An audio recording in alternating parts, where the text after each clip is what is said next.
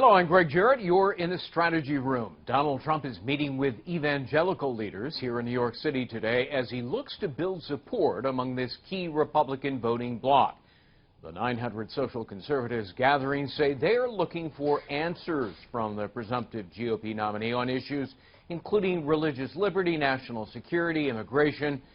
Take a look at this. A recent Fox News poll shows white evangelicals are leaning toward Donald Trump over rival Hillary Clinton, 63 to 21%. But can this meeting help sway voters who may still be skeptical about Trump's conservative values? Joining me now to weigh in, Democratic strategist David Mercer and Republican strategist Brian Morgenstern. Good to see you both. Brian, Donald Trump doesn't exactly have the best record when it comes to marriage and infidelity, and of course a lot of evangelicals well remember that for the longest time he was pro-choice. Does he have some work to do to convince those who are skeptical? Yes, and it's not just the main issues that you referenced there. Of course, you know, pro-life, his position has evolved.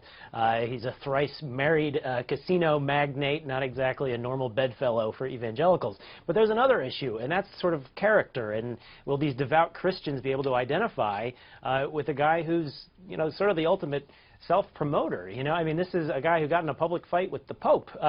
Empathy and humility and these sort of, you know, believing in a power greater than yourself is not something that typically you associate with Trump. So he's got not just the issue challenge, but also a bit of a character challenge in identifying with these people on a personal level. You know, they care about, David, you know, religious liberty, sanctity of life, the U.S. Supreme Court, and how that may dictate many issues important to evangelicals. Is Donald Trump their choice really by default because the alternative is Hillary Clinton? And, you know, as a Democratic strategist, what would you say to her to try to get some of their support? Well, the Democratic Party has a tradition of having a big and open tent and receptive one. So I think you'll see that reflected in remarks by Secretary Clinton, and again, not defaulting on any vote, going after every vote. With regard to Donald Trump, I see it as more of a zero-sum game in the case of Donald Trump, in that, yes, he may be going there to woo evangelicals, but, and let's say he does get that support, how many other segments of the voting demographic is he going to offend and lose, as he has with Hispanics, women, and others? I know, I get that. But David, what would Hillary Clinton specifically say to attract the evangelicals? Well, I think one is tolerance, as Brian had alluded to. Secondly is unity, unity of purpose with the American people coming together as opposed to being in different corners of, opposite one another. Third is, you know, with regard to traditional marriage, that doesn't have to be at the exclusion of gay marriage. And we can all live in harmony, if you will, and to each his own.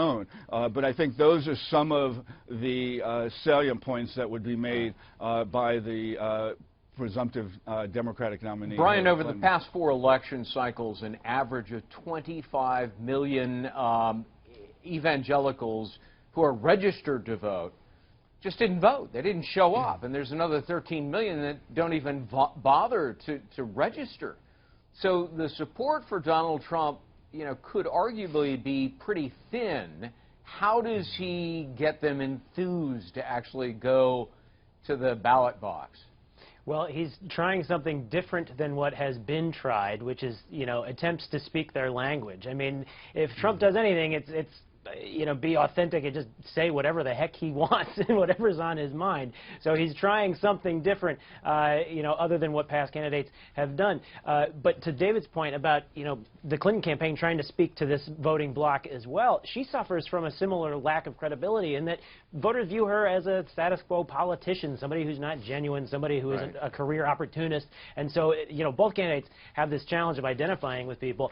Whether Trump's sort of unvarnished, brash, you know, America's going to bring freedom and democracy and defeat terrorism and you know, I'm in your face and what you see is what you get. I don't know if that's the kind of message that's going to resonate with devout Christians, but it's different than what we've seen in the past, so who the heck knows, right? Well, I mean, he's meeting tonight with a group of evangelicals who oppose him, many of them vigorously, so it could be an uphill climb for Donald Trump. Brian and David, good to see you. For complete coverage on the 2016 race, go to foxnews.com. I'm Greg Jarrett. Thanks for watching.